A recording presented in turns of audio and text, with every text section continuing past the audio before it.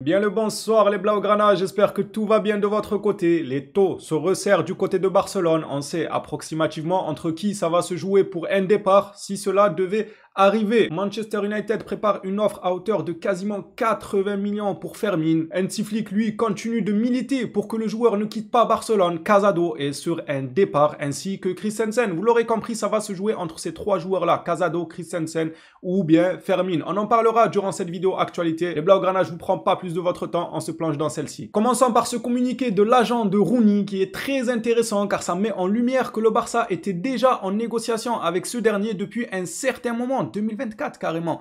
Christian, l'agent de Rooney, déclare ce que la plupart des gens ne savent pas, c'est qu'en mai 2024, j'étais au centre d'entraînement de Barcelone pour une réunion avec le club concernant Rooney. Au milieu de la réunion, mon téléphone s'est mis à sonner sans arrêt. C'était Copenhague qui m'appelait pour m'informer que Rooney s'était déchiré les ligaments croisés. C'est dur quand même comme situation. Ton agent, il est en train de négocier et au moment où lui est en réunion pour ton avenir, tu te fais les ligaments. Je trouve que c'est très dur comme timing en fait. L'appel, il tombe à un moment crucial de la carrière du joueur. Un moment de silence complet s'est produit dans la salle. C'était un moment très difficile pour tout le monde car nous savions qu'un très jeune talent avait subi une grave blessure. Cependant, l'intérêt de Barcelone pour le joueur est resté et nous avons eu de nombreuses réunions. Le Barça a tiré le gros lot pour le moment sans trop se projeter. De ce qu'on a vu là, franchement, 2-3 millions pour un joueur dans la rotation avec une telle qualité. Et à voir s'il ne réussit pas à se faire une petite place à l'avenir. Tout ça pour 2 ou 3 millions. Le Barça a bien fait d'insister sur le joueur. On va pas dire que c'est tant mieux pour ses ligaments, non. On souhaite du mal à personne encore une fois. Mais le fait qu'il se soit blessé lors de cette réunion, ça a sûrement fait baisser drastiquement sa valeur marchande. Parce que sans la blessure, le joueur était coté aux alentours des 15 millions, voire même avoisinant les 20 millions. Ça m'aurait pas étonné car c'était un talent courtisé par beaucoup de clubs en PL, en Liga, partout à travers le monde du football. Le fait qu'il se soit blessé, le Barça a continué les négociations et au final, on l'a eu pour 2-3 millions. Si le gars retrouve son niveau d'avant sa blessure, c'est carrément meilleur que le gros lot, j'ai envie de dire. Ferran Correa, lui, nous parle du Camp Nou. Le Barça pense toujours que le retour se fera au Spotify Camp Nou contre Valence. L'objectif est d'ouvrir le stade pour une capacité située entre 30 et 45 000 personnes pour le match contre Valence. Le Barça demandera la licence de première occupation pour 30 000 personnes qui devraient obtenir avant le match contre Valence. Le club demandera par la suite la licence de première occupation, mais cette fois-ci pour accueillir 45 000 personnes, une petite quinzaine de milliers en plus, ça fait pas de mal. Et tout ça pour fin août, mais le temps de l'obtenir, il faudra patienter début octobre. Et fin octobre, les licences pourraient accueillir 60 000 personnes qui seront attendues. Laporta a parlé de Terre Café aujourd'hui. On lui a demandé est-ce que la blessure de Terre Café est importante pour l'inscription de Juan Garcia? Est-ce qu'il y avait que ça comme possibilité pour l'inscription du portier espagnol? Ce à quoi Laporta répond non, cela ne dépend pas de la blessure de Ter Stegen. J'ai quand même l'impression qu'on est là face à un non déguisé en oui. Vous voyez ce que je veux dire? Regardez la suite. Le fait qu'avec l'absence de Ter Stegen, qui comme vous le savez est significative, c'est la manière la plus directe de l'inscrire. Donc il nous dit non, ça n'a rien à voir avec Ter Stegen, on pourra inscrire Juan Garcia sans souci. Et après il nous dit oui, mais comme vous savez, la blessure de Ter Stegen est une blessure d'une longue durée. C'est le chemin le plus direct pour inscrire Juan Garcia. En gros, il confirme littéralement que c'est le chemin le plus facile. Ça nous arrangerait qu'on enregistre Juan Garcia sur le dos de Ter Stegen. Mais si ce n'est pas possible, on y arrivera, mais avec du mal. Il dit que le chemin, il est semé d'embûches. On n'a plus qu'un petit mois à attendre, à patienter pour avoir le dénouement de ce mercato. Et je pense que vous et moi, on a tous hâte de la fin. Pour ma part, j'ai hâte que le mercato ferme ses portes. Deco aurait très sèchement dit à Christensen qu'il devait partir. C'est selon Sport. Deco à Christensen, tu dois partir. Le Barça ne prévoit pas de le prolonger malgré l'estime du staff. Trop de concurrence, blessé toute la saison et salaire élevé. Le club attend qu'il accepte de partir. Christensen poussé vers la sortie, ça ce n'est pas un secret, on le savait. Après, il y a eu Casado qui aujourd'hui les rumeurs sont reparties de plus belle. C'est la Vanguardia qui nous rapporte que Casado lui refuse catégoriquement de partir. Casado a clairement exprimé à la direction son intention de poursuivre son aventure au FC Barcelone la saison prochaine. Le joueur n'est pas disposé à considérer les offres du marché. Et de ce qui se dit, le Barça n'est pas non plus prêt à déclarer un duel ouvert contre Casado pour le pousser vers la sortie car ils sont conscients que c'est un enfant du club. C'est quelqu'un qui aime énormément le club, donc ils veulent pas se retrouver à devoir le pousser comme un malpropre vers la sortie. Du coup là pour le moment il est dans une impasse. Casado, lui il veut pas partir. Le Barça ne serait pas contre un départ, mais ils veulent pas non plus trop le forcer parce qu'ils savent que le joueur premièrement c'est un excellent joueur, en plus de ça très jeune, donc une marge de progression qui est colossale et le joueur aime aime le club, donc on ne peut pas trop le jeter dans la boue comme ça en le salissant pour qu'il sorte. Avec tout ça, on a la confirmation que Araujo, lui, ne part pas. Flick a dit qu'il comptait sur lui, on l'a vu par de nombreux signaux. Sancho Valle lui rapporte que Araujo ne sera pas vendu à moins qu'il ne le demande. Le Barça le considère comme un défenseur central de haut niveau. Ce genre de nouvelles refont surface beaucoup trop de fois ces derniers temps pour être fausse. Ça se voit que c'est vrai. Le Barça compte sur Araujo. Moi maintenant ma question c'est que le Barça compte sur Araujo, mais il pousse Christensen vers la sortie, il pousse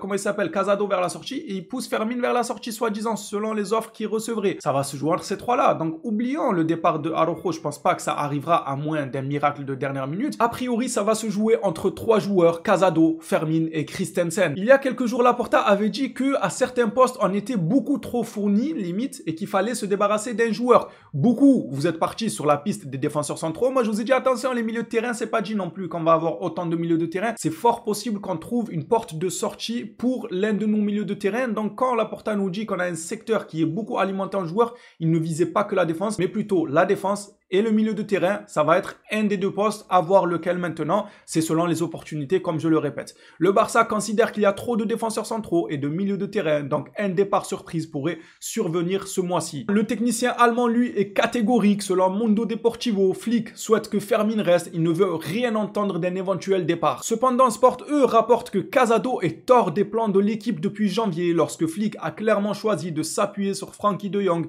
Une tendance qui se poursuivra cette saison. Ça veut dire que si on se devait de faire un récapitulatif, Flick compte sur Araujo. La presse est en train de mettre Araujo en avant comme étant un joueur important à Barcelone. C'est ok, on voit un peu plus le bout du tunnel. Maintenant, concernant Christensen, il ne dit pas grand-chose.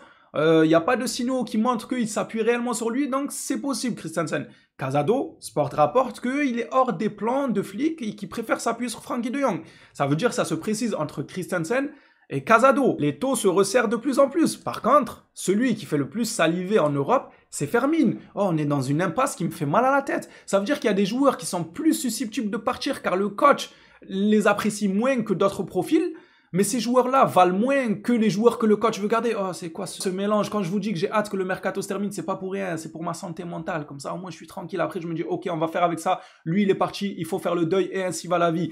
Manchester United serait prêt à mettre plus de 70 millions pour Fermin Lopez. Les Red Devils apprécient beaucoup le profil de l'Espagnol qui a déjà refusé des offres de l'Arabie Saoudite, de Chelsea et d'Arsenal. Le club anglais tente de convaincre le joueur en doublant presque son salaire. C'est énorme, mais le joueur, il aime le Barça. Fermin, ça se voit, tu lui dis en triple ton salaire dans un autre club voisin, il voudra pas. Lui, il aime le Barça. Pareil pour Casado. Seulement maintenant, moi, je m'assois, bon, je suis déjà assis, vous l'aurez compris, et je vous regarde droit dans les yeux. Au bout d'un moment, parmi ces trois-là, il va bien falloir faire le deuil de un. Seulement qu'à chaque fois qu'on cite un joueur aux supporters, tout le monde nous dit « Ah non, mais lui, il est bon. Ah non, mais lui, il est bon. Ah non, mais lui, il est bon. » Fermin, il est bon, il aime le club, il est excellent, il est meilleur que Olmouandis, tout ce que vous voulez. Casado, il est bon, c'est l'un des seuls 6 de formation, il aime le club, il est prometteur. Christensen, il est bon, c'est notre meilleur défenseur. Et du coup, on fait quoi? On se regarde dans le blanc des yeux et on liquide personne. Alors moi, si ça tenait qu'à moi, je liquide personne, évidemment. C'est pour ça que le choix est compliqué. Par contre, je vais pas énumérer les qualités de chaque joueur en disant qu'il faut absolument les garder. Pour tout l'amour du ciel, on ne devrait pas les lâcher. Je ne peux pas. Face à la situation du club, s'ils venaient à être au pied du mur, je répète encore une fois, s'ils avaient plus le choix. Genre c'est soit ça, soit Juan Garcia n'est pas inscrit, Rashford n'est pas inscrit, et on est dans l'embarras vis-à-vis du fair play financier. Eh ben, je vais faire le deuil d'un de ces trois-là. Je sais pas qui ça va être, mais je me dirais, le club n'avait pas le choix. Il fallait du souffle, et si ça doit passer par un mercato qui se finit d'une mauvaise manière, parce qu'on ne cessera de le répéter que ça va ternir la fin du mercato si on venait à perdre un de ces trois-là. Mais il faudra faire avec. Moi, je ne crierai pas non plus au scandale. C'est ça que j'essaie d'expliquer pour que vous dites pas « Ah, mais lui, il veut le départ de Fermin, il veut le départ de Casado. » Non. Je vais répéter parce qu'il y en a, non, ils ont la tête dure. Il y en a des fois, je vais dire 4 phrases, ils vont prendre une phrase, ils vont dire « Ah, mais t'as dit ça. » Je vais dire « Mais les 3 phrases, elles contredisent cette phrase. Pourquoi tu parles pas de ça? » Ah, parce que j'ai dit ça. Bref, je me comprends et je pense que les plus concentrés m'ont compris très facilement. Je disais que moi, aucun des trois ne devrait partir. Si jamais on trouve un dernier financement de dernière seconde qui venait nous sauver par rapport à ce fair play financier et tout, c'est la solution idéale. Maintenant, si ce financement ne voit pas le jour et que l'horloge tourne, le mercato ferme ses portes, on ne peut pas inscrire nos joueurs, on est dans l'embarras, dans le pétrin, il faudra prendre le risque de transférer quelqu'un. Et c'est là où je vais poser la question qui fâche. Si maintenant les Blaugrana, on se disait qu'il fallait absolument supprimer un joueur, des trois, vous supprimez qui? Mouillez-vous, bon sang de bonsoir. Il faut se mouiller maintenant. C'est trop facile de dire oui, on veut les trois rester dans l'idéal. Si maintenant on nous dit c'est pas possible, vous sortez qui? Moi, Fermin, je garde. Gros talent, gros potentiel, combattant sur le terrain. Il apporte une différence dans sa manière de jouer et il a une marge de progression colossale. Aussi, une valeur marchande qui est amenée à évoluer s'il continue sur ce chemin-là. Casado, je garde. Pareil. Grosse marge de progression. Jeune joueur, l'un de nos seuls 6 de formation. À chaque fois qu'il est sur le terrain, il prouve que le gars, il a faim d'aller récupérer le ballon. Même en étant en backup sur le banc, c'est un remplaçant de qualité, même de luxe. De pouvoir compter sur ce genre de joueur-là, c'est réellement du luxe de l'avoir sur le banc. Maintenant, en venant-en à Christensen, ça me fait mal.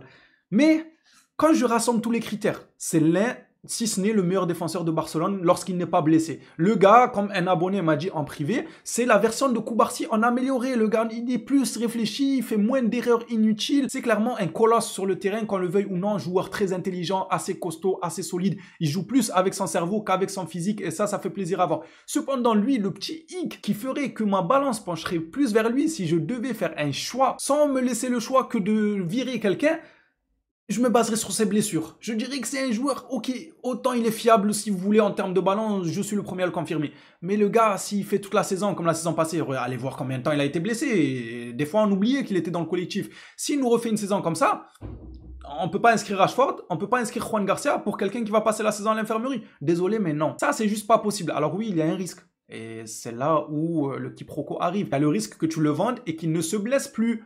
Ça peut arriver et tu vas t'en mordre les doigts parce que c'est un défenseur de qualité et je comprends pas pourquoi Deco le pousse vers la sortie. Mais si Deco venait à ne pas avoir le choix, lui ainsi que Laporta, eh bien, si on se basait sur des critères objectifs, ça serait celui qui a un gros bémol, il y a un gros hic les gars avec les blessures.